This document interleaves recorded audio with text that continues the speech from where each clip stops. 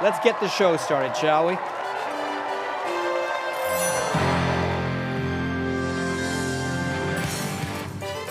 Live from BC Children's Hospital in Vancouver, it's the 29th Annual Miracle Weekend.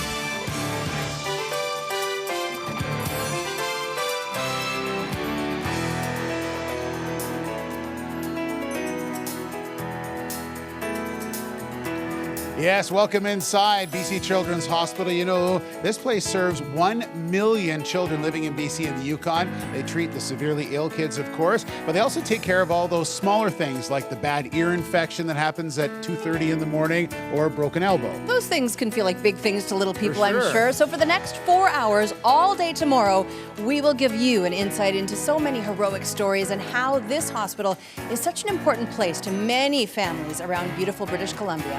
Aaron Hansen here from Esso. You did this last year too, right? Yeah. Yeah. What did you guys up to this year with Esso? Well, it was our 11th year this year as the part of the fundraiser, and it's a lot of fun. We've been doing it for a while. We have almost 70 locations in BC, some in the interior, and a lot of our station managers love doing it every year, and we've been glad to be a part. It's nice to get all the staff together to do something so helpful. All right, let's flip that check and see what we got from Esso this year. Oh, that's a good number. $33,666. Thanks very much, Aaron. All right, we're here with Sean Loftus, chair of the Retail and Wholesale Division Committee. How are you? And what a great night and a lot of great people. Oh, I'm fantastic. It's going to be a record night tonight, and yeah, it's beautiful. Let's talk a little bit about the Retail and Wholesale Division. There's so many groups involved in this. It's a great way to raise money. Yes, we've got hundreds or thousands of retailers out there. We've got millions of customers that come through our tills, and thousands of great vendors and suppliers that support us to get to where we are today. Now, with all those people, there's a lot of different ways that you're able to raise the money to bring to us tonight. So tell us a little bit about some of the activities. Oh, everything we do is like $1 at a time. We do hot dog sales. We sell icons. We have golf tournaments. We sell pies. We do donuts. There's just so many. You sell pies? Anything that we can do to raise some money for the kids is done out there. Very innovative things all the team members come up with. And you know, it's funny when you go into some of these places, just see the employees getting behind it. And that's really the sort of the backbone of the fundraising, isn't it? You bet it is. You bet it is. It all comes down to the team members, how excited they get about Children's Hospital. And then, you know what? At the end of the day, it comes down to them and our customers, because it's the customers that support us that help us get to that record total that we got to this year. All right, we're really excited. So the Retail and Wholesale Division are bringing us a big amount of money. So let's start at this end right here, and we'll get this off one number at a time. One at a time. Let's start with a 3, an 8, a 1, a 9, a 2, another 2, and a 7. Yeah! All right! $7,229,183. Wow, thank you so much, Retail Wholesale Division. All right. We are pleased to introduce you now to our 2016 champion child. I had a chance to chat with Aiden Chin earlier this evening. 5 years ago, cancer tore apart Aiden's world and forced him into BC Children's Hospital for weeks at a time. But you know what? Cancer couldn't break the deep bond Aiden had with his brother and his friends. In fact, it did quite the opposite.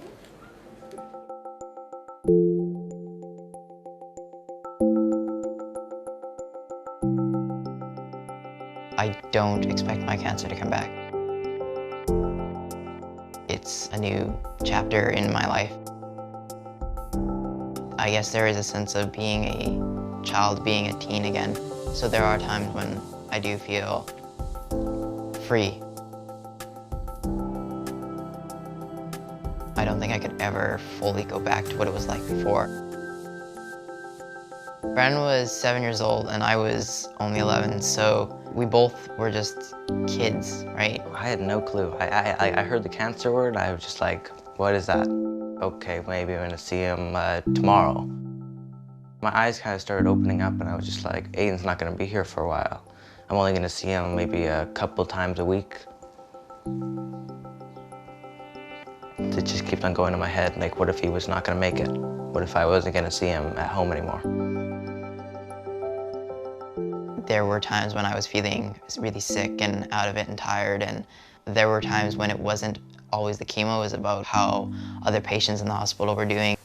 You don't know what what it's like, because I've been through so much pain, but I want to be here for 2 weeks.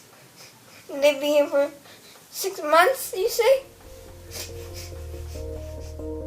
And I was sad that there were other patients and there were other children that were younger than me going through cancers that were harder than mine. Basically, from that point on, I was like, why don't I try to get through it and then hopefully come back, help out. That's what I've basically been trying to do since I finished treatment.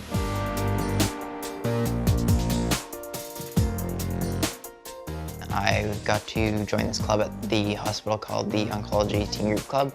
It's something that you can't find out of the hospital. As a survivor, I'm still part of the teen group.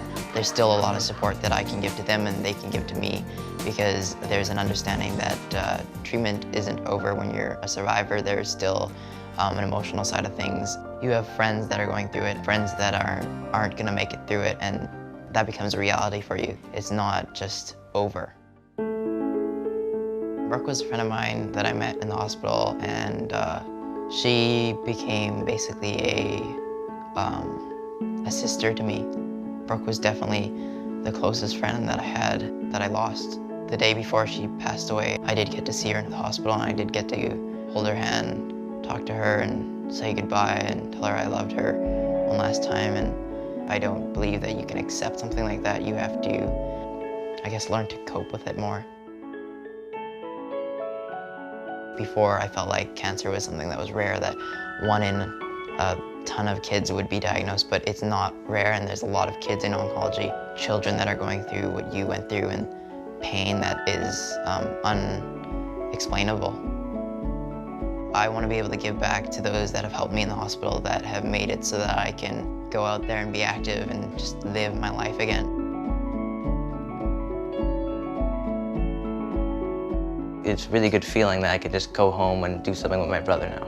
Without Children's Hospital, my brother wouldn't be here, so I'm eternally grateful for them being there. I'm looking forward to staying connected to the hospital because it's been such a big part, giving back and pursuing the dreams that I have, and being able to do that because of BC Children's Hospital.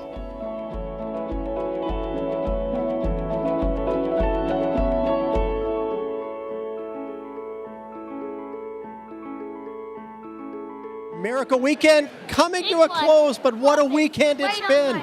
It's time to check in for a big total, guys. It is. Let's do So it. before we do this, though, I really would like to say thanks to all the volunteers working behind the scenes who helped us out. Yes. You've been It really is a cast of thousands. So do we want to do this right now? Yeah, we do. Okay, let's do it. All right. Let's turn the numbers. Okay. 8, 0, 6, 8, 1, 0. Yeah!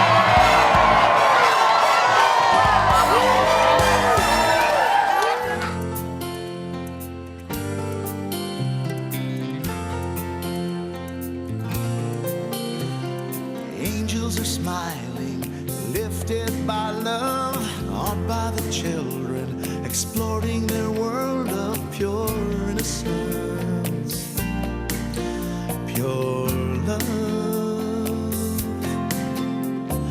Mothers and fathers whisper their prayers, take joy in knowing that everyone shares their faith and hope and love. Little ones laughing, lost in their play, through grateful eyes you can hear them say, thank you all, thank you, thank you all, thank you. Miracles happen with love and with help from the angel in all of us.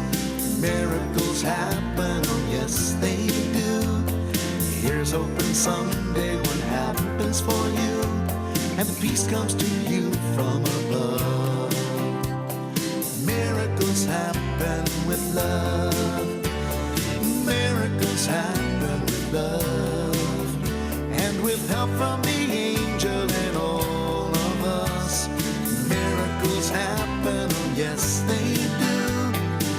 Here's hoping someday one happens for you, and peace comes to you from above. Miracles happen with love.